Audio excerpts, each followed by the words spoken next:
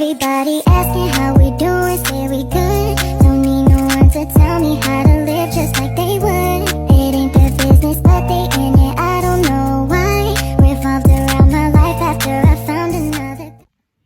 Halo, Assalamualaikum warahmatullahi wabarakatuh. Kami dari kelompok 5 akan mempresentasikan makalah kami yang berjudul Sejarah dan Sistem Pendidikan Islam di Mesir.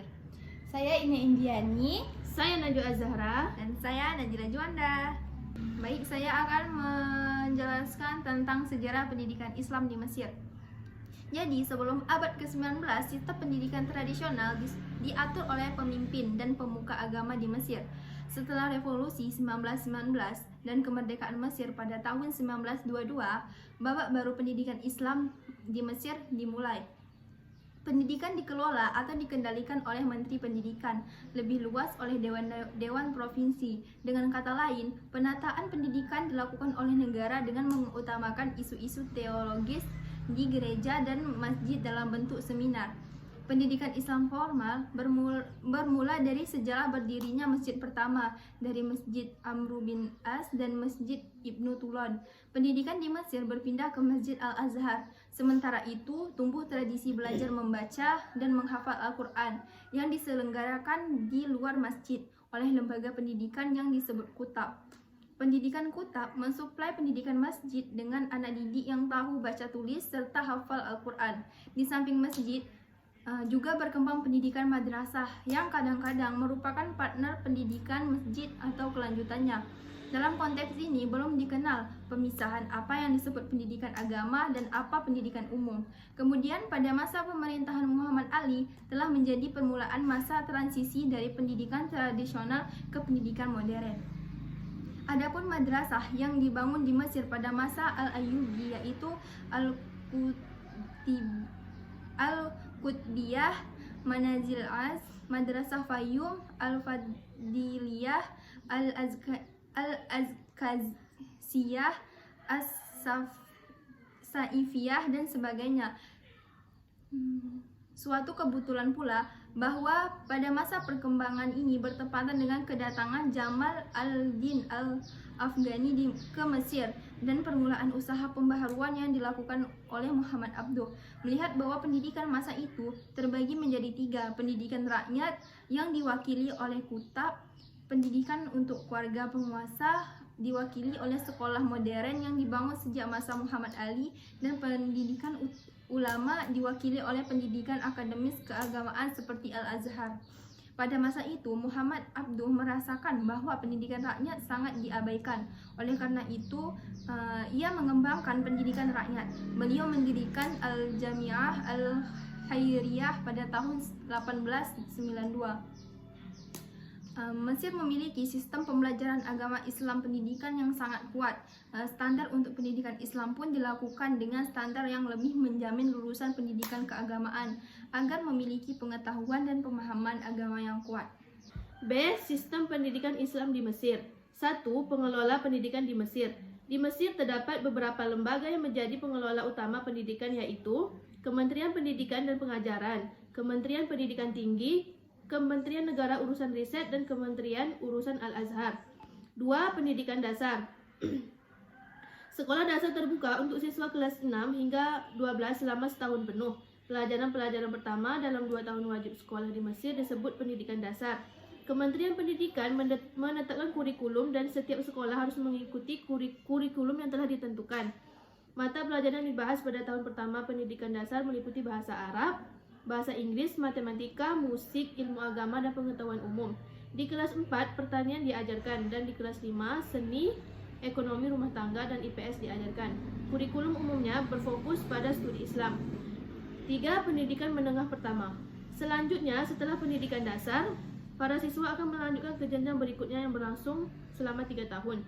Tingkatan ini untuk siswa berusia 12 tahun sampai 15. Kurikulum pada tahap ini meliputi bahasa Arab, pertanian, seni, bahasa Inggris, pendidikan industri, matematika, musik, studi agama, dan ilmu sosial. Banyak sekolah juga menawarkan bahasa-bahasa Eropa, umumnya Perancis ataupun Spanyol. Lalu yang keempat, pendidikan menengah atas. Sekolah menengah atas berlangsung selama 3 tahun bagi siswa yang berusia antara 15 hingga 18 tahun. Terdapat 3 jenis sekolah menengah atas yang berbeda. Yang pertama, sekolah menengah umum yang menyediakan program akademik sebagai persiapan untuk pendidikan tinggi. Kedua, sekolah menengah Al-Azhar yang menawarkan program akademik dengan fokus pada pendidikan agama Islam. Dan yang ketiga, sekolah menengah teknik yang menyediakan program kejuruan di bidang teknik, industri, dan atau pertanian. Untuk berhasil menyelesaikan pendidikan menengah atas, siswa perlu melewati ujian akhir guna memperoleh sertifikat pendidikan menengah umum. Selain ujian akhir tersebut, penilaian kontinu juga dilakukan selama 2 tahun terakhir di sekolah menengah. Di institusi pendidikan menengah teknik, siswa memiliki pilihan untuk mengejar salah satu 2 kualifikasi, diploma teknik pendidikan menengah atau sertifikat teknik lanjutan.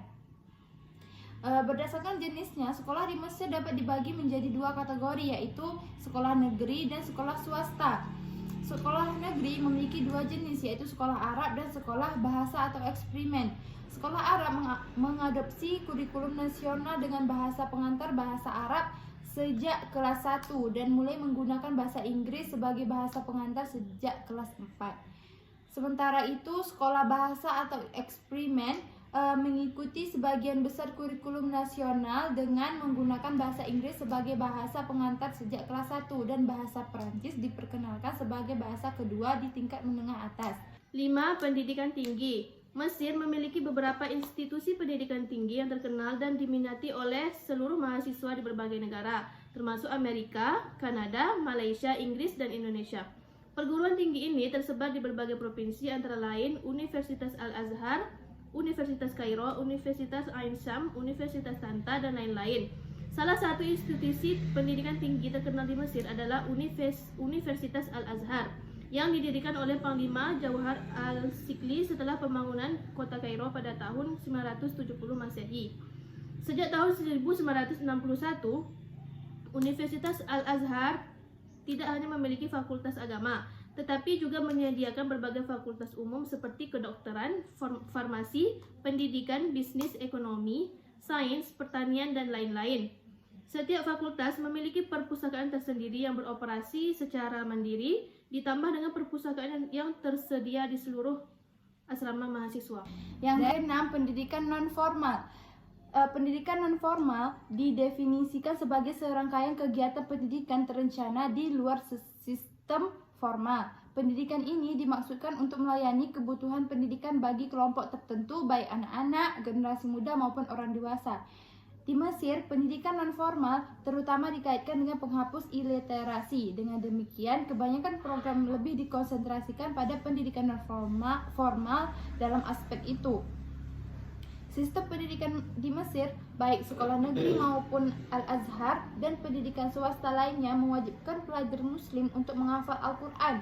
Selain itu, pengajian di masjid-masjid bagi jamaah, khususnya anak-anak sekolah, juga berperan penting untuk mendorong warga menghafal Al-Quran. Di Universitas Al-Azhar, misalnya, bagi mahasiswa Mesir program S1 diwajibkan menghafalkan 5 juz Al-Quran. Program S2 diwajibkan menghafal seluruh Al-Quran. Adapun program S3 tinggal diuji hafalan tersebut. Baiklah, sekian presentasi dari kami. Apabila ada kesalahan dan kekurangan, mohon dimaafkan. Kami akhiri, wabillahi taufik wal hidayah. Wassalamualaikum warahmatullahi wabarakatuh. Dadah. Everybody asking how we doing, say